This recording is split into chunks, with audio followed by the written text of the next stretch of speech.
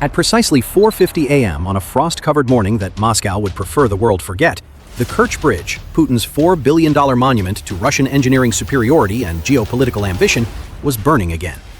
For the second time in 6 months, the structure that was supposed to symbolize the permanent annexation of Crimea had become a towering column of black smoke visible from satellites in low Earth orbit. But this wasn't another improvised truck bomb detonated by a desperate saboteur.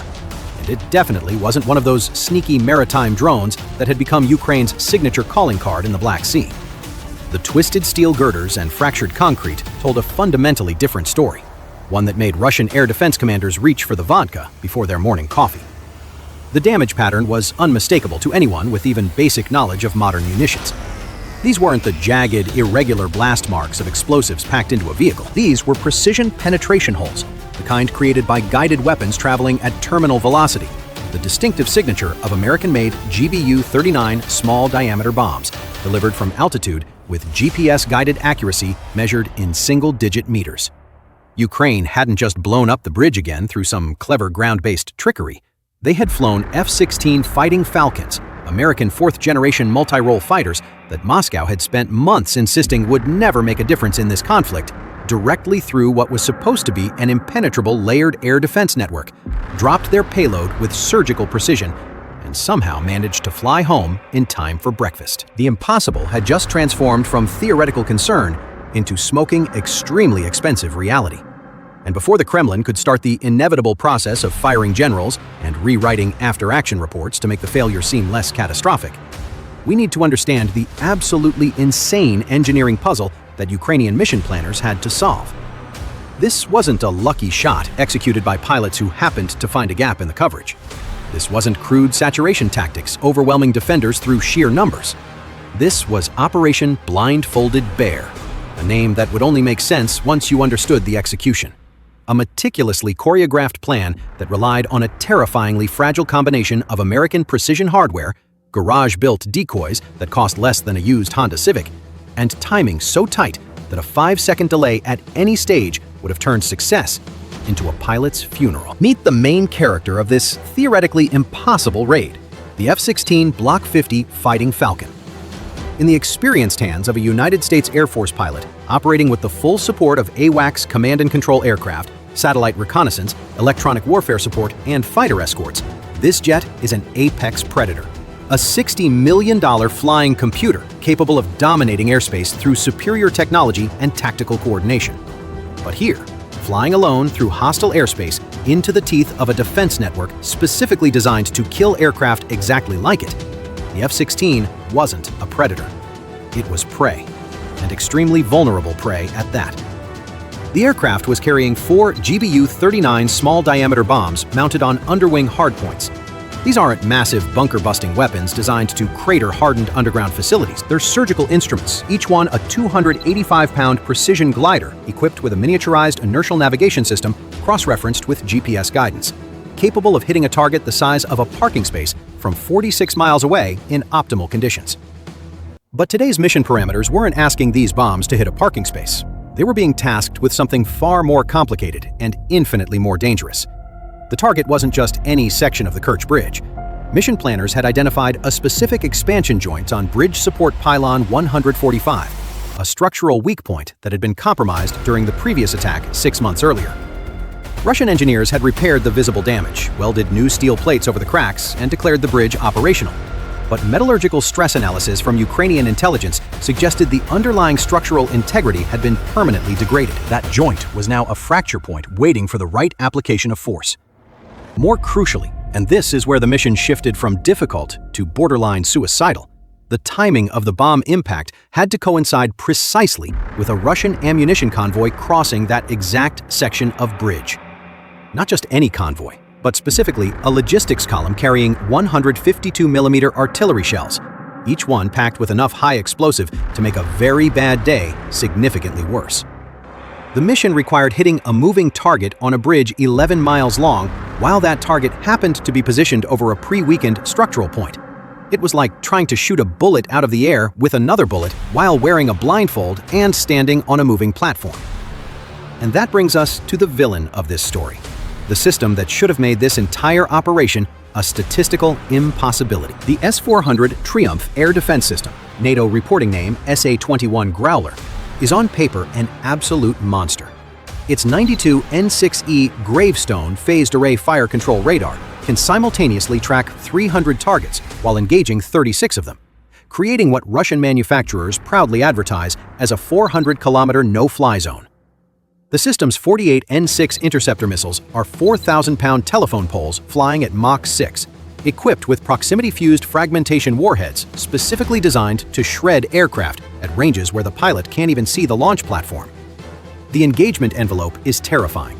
The missile can intercept targets flying as low as 10 meters above terrain or as high as 27 kilometers in altitude, traveling at speeds up to Mach 4.8. Against a lone F-16 operating without electronic warfare support, theoretically, this mission should be suicide. The S-400 sees everything within its coverage area, prioritizes threats based on sophisticated algorithms, and kills them with mechanical efficiency. So, how do you beat a system that processes targeting data faster than a human can think? You give it hallucinations. You flood its sensors with so much contradictory data that its logic processors freeze trying to categorize threats. You exploit the one weakness that even the most advanced automated system possesses: the assumption that sensor data reflects reality. Ukraine wasn't planning to send just one jet on a straightforward attack run. They were preparing a chaotic orchestra of cheap technology, improvised electronic warfare systems, and expendable decoys specifically designed to break the S-400's digital brain. The goal wasn't to destroy the air defense network. That would be impossible with available resources. The goal was far more modest and infinitely more difficult. They needed to buy exactly 30 seconds, a tiny, terrifying window of opportunity during which the defensive network would be looking in the wrong direction. If the wind shifted and disrupted the carefully calculated glide path of the bombs, the mission failed. If the Russian radar operators were 0.5 seconds faster than Ukrainian intelligence estimates predicted, the F-16 would be reduced to a debris field scattered across the Black Sea. The probability of success, calculated by mission planners using Monte Carlo simulation software, hovered around 30%. Those are lottery ticket odds, and the clock was already ticking. Ghost had launched from a classified Ukrainian airbase 240 kilometers away at precisely 4:12 a.m., the F-16's wheels leaving the runway just as the Magura flotilla began their slow crawl toward the bridge approaches. The entire ingress had been flown at wave-top altitude, maintaining radio silence, navigation lights dark, following a flight path calculated to exploit known gaps in Russian coastal radar coverage.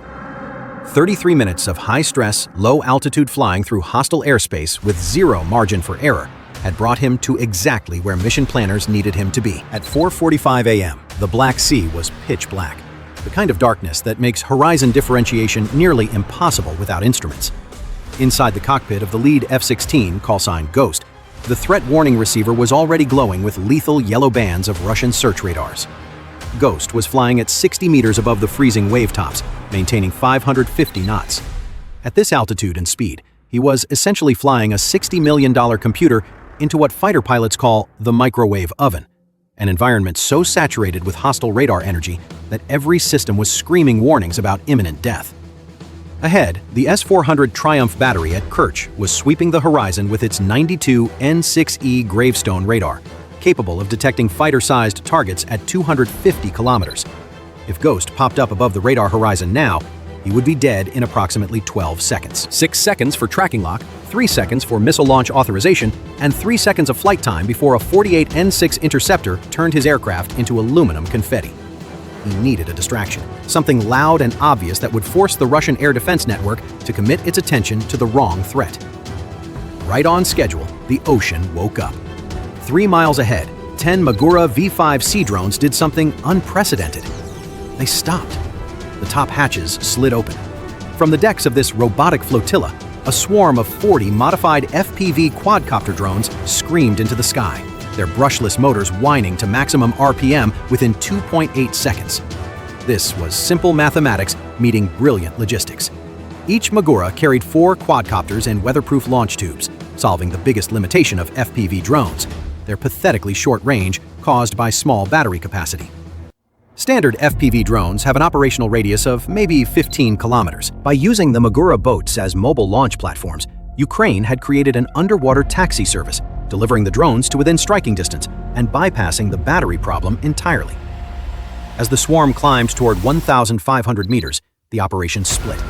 5 Maguras, their delivery mission complete, immediately executed 180-degree turns and raced back toward Ukrainian-controlled waters at maximum throttle. These platforms were too expensive to waste, each representing months of development and approximately $250,000 in hardware. But 5 Maguras stayed behind, their operators fully aware they were piloting floating coffins. They pushed throttles to maximum, activating trihedral corner reflectors mounted on their superstructures, devices designed to make these 5.5-meter boats appear on Russian screens as 18-meter landing craft.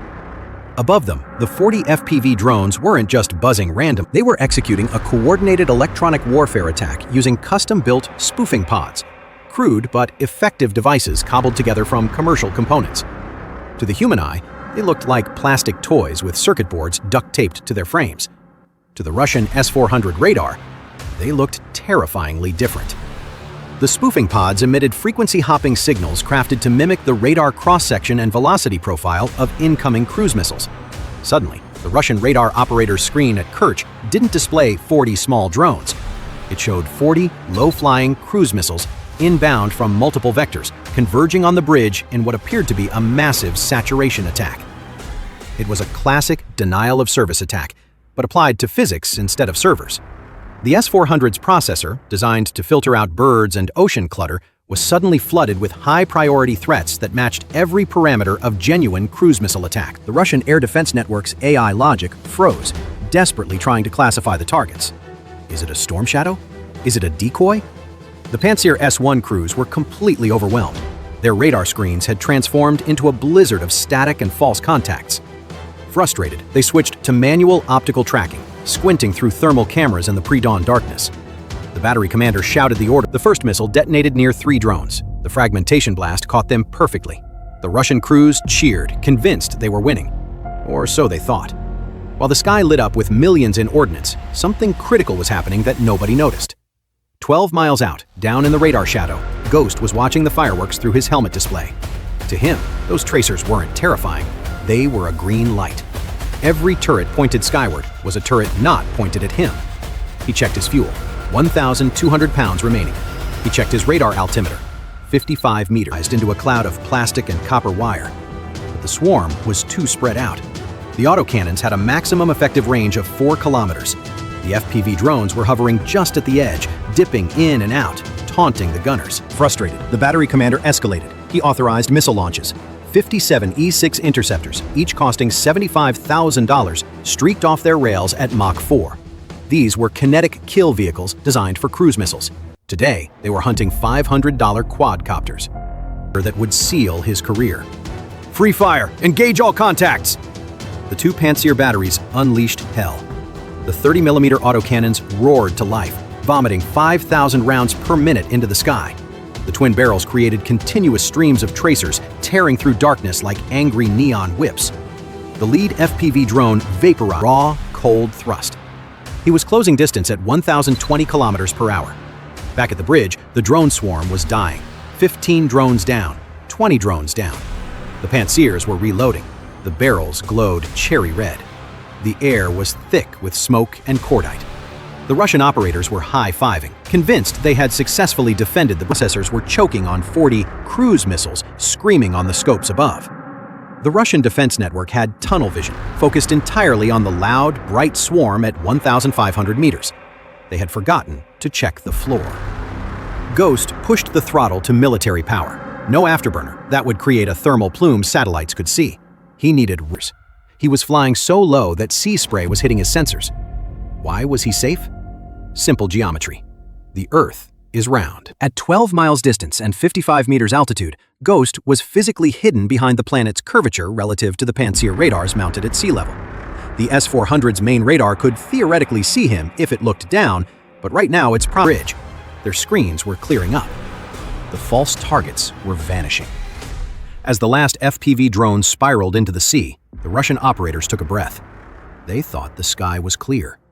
That was the signal. Emerging from the radar shadow of the bridge pylons, 5 Magura V-5C drones throttled up. The engines roared, pushing the hulls to 45 knots. They charged directly at the bridge to 600 meters in a violent pop-up maneuver, exposing himself to the entire Russian defense network. He had just stood up in the middle of a gunfight. Ghost didn't level off. He pulled the stick back harder, putting the jet into a 45-degree climb, creating a loft trajectory. He wasn't just dropping bombs, he was their active emitters screaming electronic noise to simulate cruise missiles. The Russian defense network panicked. The Pantsir crews, their barrels still smoking from the drone engagement, were forced to swivel their guns down toward the water. The sea churned with geysers of 30mm rounds. One Magura exploded in a fireball. A second was torn apart by a patrol boat's heavy machine gun. But this chaos was exactly what Ghost was waiting for. While every Russian sensor was looking down at the water, Ghost pulled back on the stick. The F-16 rocketed from 60 meters, throwing them. Through his targeting pod, new shapes resolved on the bridge deck. Rolling out of the smoke on the Taman side was a massive logistics convoy. 20 heavy Kamaz 6350 trucks with suspensions sagging under extreme weight, flanked by Tiger armored cars. For 15 minutes, while the sky exploded with drone battles, this convoy had halted at the security checkpoint. The Russian commander, believing the air raid was over, made a fatal error. He made a hole. If he hit those trucks, he created a tactical nuclear weapon made of conventional explosives. Every second he spent loitering at 600 meters was a second the S-400 had to kill him. He was a sitting duck betting his life on chaos below. Down on the water, the remaining Magura drones were fighting for his life, staying alive long enough to keep Russians distracted. The Russian patrol ship Sergei Kotov spotted Magura number 3. Its AK-630 rotary cannon spun up, firing 5,000 rounds per minute. A wall of water erupted. The drone tried to jink left, but a shell tore through its engine block. It cartwheeled and disintegrated. 2 drones left. They split up in a pincer maneuver. The ship couldn't shoot in 2 directions at once. The captain screamed for a hard turn. The gun shredded Magura number 4 just 50 meters from the hull. Black smoke billowed up, drifting across the water. 1 drone left. Magura number 5 slipped past the ship's stern. It activated its massive radar emitter to max power and began circling the main bridge pylon, screaming electronic noise that looked like a fleet of bombers on Russian scopes. The chaos was absolute. Pantsirs shooting at water, the patrol ship fighting fires, smoke blinding sensors. Ghost saw the smoke rising, the tracers hitting water. The distraction was perfect. He ordered them to proceed, driving straight into the kill box. Ghost watched the lead truck approaching the expansion joint at pylon 145. Not yet. If he dropped now, the bombs would hit escort vehicles. Useless. He needed the payload trucks in the middle, covered in green canvas, to be directly over the structural weak point. Those canvas covers were hiding 500 tons of 152mm artillery shells. If Ghost hit the bridge deck, climb peak, they gained kinetic energy to glide the final distance. Their diamond wings snapped open. But his luck just ran out. 1 drone left. Magura number 5 slipped past the ship's stern. It activated its massive radar emitter to max power and began circling the main bridge pylon, screaming electronic noise that looked like a fleet of bombers on Russian scopes. The chaos was absolute. Pantsirs shooting at water, the patrol ship fighting fires, smoke blinding sensors. Ghost saw the smoke rising, the tracers hitting water. The distraction was perfect. He checked the targeting pod. The lead Kamaz crossed the line, then the second, then the third. The heavy center of the convoy was now directly over pylon 145. The trap was full. Ghost pressed the button. 2 GBU-39 bombs detached from the pylons, released at 1 drone left. Magura number 5 slipped past the ship's stern. It activated its massive radar emitter to max power and began circling the main bridge pylon, screaming electronic noise that looked like a fleet of bombers on Russian scopes. The chaos was absolute. Pantsirs shooting at water, the patrol ship fighting fires, smoke blinding sensors. Ghost saw the smoke rising, the tracers hitting water. The distraction was perfect.